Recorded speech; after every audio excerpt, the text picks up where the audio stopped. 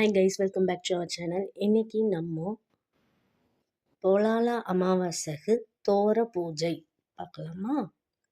மகாகௌரியை நமக பிரதம கிரந்திம் பூஜையாமி, மங்கள கௌரியை நமக த்வதீய கிரந்திம் பூஜையாமி, காத்யாயின்யை நமக திருதீய கிரந்திம் பூஜையாமி, கௌமாரியை நமக சதுர்த்த கிரந்திம் பூஜையாமி, பத்ராயை நமக பஞ்சம கிரந்திம் பூஜையாமி, ஸ்வர்ண கௌரியை நமக ஷஷ்ட கிரந்திம் பூஜையாமி, சந்தர்ஷேகர பதன்யை நமக சப்தம கிரந்திம் பூஜையாமி, விஸ்வேஸ்வர பிரியாயை நமக அஷ்டம கிரந்திம் பூஜையாமி, போலால கௌரியை நமக நவம கிரந்திம் பூஜையாமி.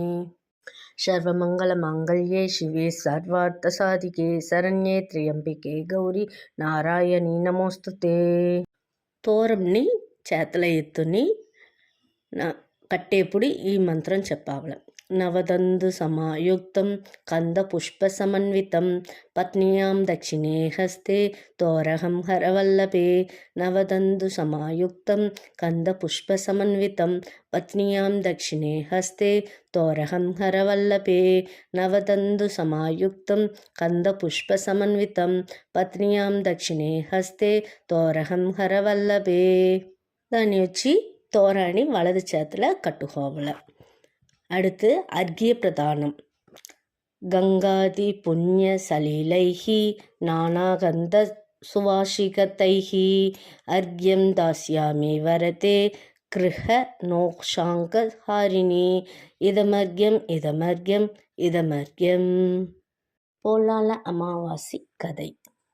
மதுராபுரி பட்டின மதுரேஸ்வர ராஜாவுக்கு 9 மகன்களும் 7 மகள்களும் இருந்தனர். அனைவருக்கும் திருமணமாகி ஒன்றாய் நன்றாய் வாழ்ந்தனர். அதில் ஒரு மருமகள் எதற்கெடுத்தாலும் சண்டை போட்டுக்கொண்டே இருந்தாள். அதனால் தனி குடித்தனம் வைத்தனர். அவள் பெயர் அன்னம்மா. அந்த மருமகளுக்கு ஒரு ஆண் குழந்தை.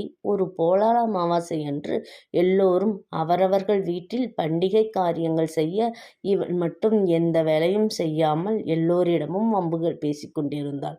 அதற்கு கணவர், நீயும் எல்லோரையும் போல பண்டிகை வேலை செய் என்று சொன்னார். அதற்கு கோபம் கொண்டு அன்னம்மா தன் குழந்தையை அடித்து தொட்டிலில் இட்டு எழுந்தால் கொன்று விடுவேன் என மிரட்டிவிட்டு வேண்டா வெறுப்பாக பண்டிகை காரியங்களை செய்தாள். சிறிது நேரம் கழித்து குழந்தையை தூக்கினால் குழந்தை இறந்து கிடந்தது. இதை போலவே 9 வருடமும் 9 குழந்தைகள் இறந்து போயின. மிக துயரத்துடன் இருவரும் காட்டிற்கு சென்று தவம் செய்ய தீர்மானித்தனர். செல்லும் வழியில் ஒரு பிள்ளையார், எனக்கும் சேர்த்து வரம் வாங்கி வா என்றார். இன்னும் கொஞ்ச தூரம் செல்ல செல்ல யாரும் எடுக்கப்படா சந்தனம், தண்ணீர் இருந்தும் தாகம் கொண்டோர் உபயோகிக்காத கிணறு, புல் இருந்தும் சாப்பிட இயலாத நிலையில் இருந்த எருமை, கன்றுக்கு பால் தர இயலாத பசு, யாரும் அமராத கல்பாறை, தோசை ஊற்றப்பட்டும் யாரும் சாப்பிடாத வகையில் இருந்த 2 தோசைகள், எரிந்து கொண்டு இருந்த 2 மலைகள் என இவைகள் அனைத்தும் வரங்கள் வாங்கி வருமாறு வேண்டின. இருவரும் காட்டிற்கு சென்று வைராகியத்துடன் ஊசி முனையில் தவம் இருந்தனர். தவத்தில் மகிழ்ந்த பார்வதி பரமேஸ்வரர் காட்சி தந்து விவரம் கேட்டனர். பார்வதி தேவி, நீ செய்த அடாத செயல்களே இந்த துயரங்களுக்கெல்லாம் காரணம் என சொல்ல அன்னம்மா மன்னிப்பு கேட்டாள். உடனே அங்கேயே இருவரையும் ஸ்நானம் செய்ய வைத்து போலால அமாவாசை பண்டிகைக்கு வேண்டிய அனைத்து திரவியங்களையும் வரவழைத்து நைவேத்தியங்களை செய்து தந்து கௌரி செய்ய வைத்த பூஜையை சொல்லிக் கொடுத்தாள். அங்கு பூ அச்சதையை கொடுத்து மானை மேல் தெளித்தாள். குழந்தைகள் உயிர் பெற்று வரும் என அருளினாள். சந்தோஷமடைந்த இருவரும் வழியில் வரம் கேட்ட அனைவருக்கும் வழி கேட்க, சங்கரியும் யாருக்கும் உபயோகப்படாமல் தீய எண்ணங்களுடன் இருந்ததால் பெற்ற சாபங்களே இவை. இந்த பூ அச்சதையை தூவினால் அவைகள் சாபங்கள் நீங்க பெறும் என்று சொல்லி மறைந்தாள்.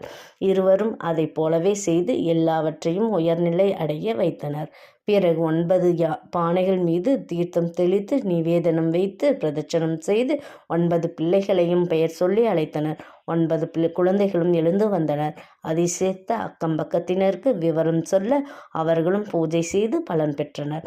மறந்ததெல்லாம் மல்லிகை புஷ்பம், தாளடி வைத்ததெல்லாம் தாமரை புஷ்பம், சிதறியதெல்லாம் செவ்வந்தி புஷ்பம் என எல்லா ஐஸ்வர்யமும் எங்களுக்கு தந்து எடுத்த காரியத்தை விஜயமாக அருள் தர வேண்டும். அம்பிகையே, உன் திருப்பாத கமலங்களுக்கு 1000 கோடி நமஸ்காரங்களை இந்த பூ அச்சதை மூலம் சமர்ப்பிக்கிறேன். ஸ்ரீபாத சரணம் சரணம் நமாமி. ஸ்ரீபாத சரணம் சரணம் நமாமி. ஸ்ரீபாத சரணம் சரணம் நமாமி. இந்த கதையோட நீதி என்ன அப்படின்னா, யாருக்கும் உதவாமல் இருந்தால் சாபங்கள் பெற்ற ஜடங்களாய் வாழ வேண்டும். திருந்தினால் தெய்வமே இறங்கி வரும். பிறருக்காக பிரார்த்தனை செய்து பேரின்பம். பெரியவர்களை மதிக்க வேண்டும். கோபம் சாபம் தீரும். தெரிந்து கொள்ள வேண்டியது, இந்த திதி நாளில் பிள்ளை வரம் வேண்டி பிரார்த்தனை செய்யலாம். தவிர போலால அமாவாசை எனும் திதியலைகள் குழந்தைகளுக்கு தாக்காத வண்ணம் அவர்களையும் திதிக்குண்டான எதிர்ப்பு அலைகள் பெறும் விதத்தில் பூஜையில் கலந்து கொள்ள வைக்க வேண்டும். இந்த வீடியோ உங்களுக்கு பிடிச்சிருந்தால் லைக் பண்ணி share, comment, subscribe to our channel. Thank you for வாட்சிங்.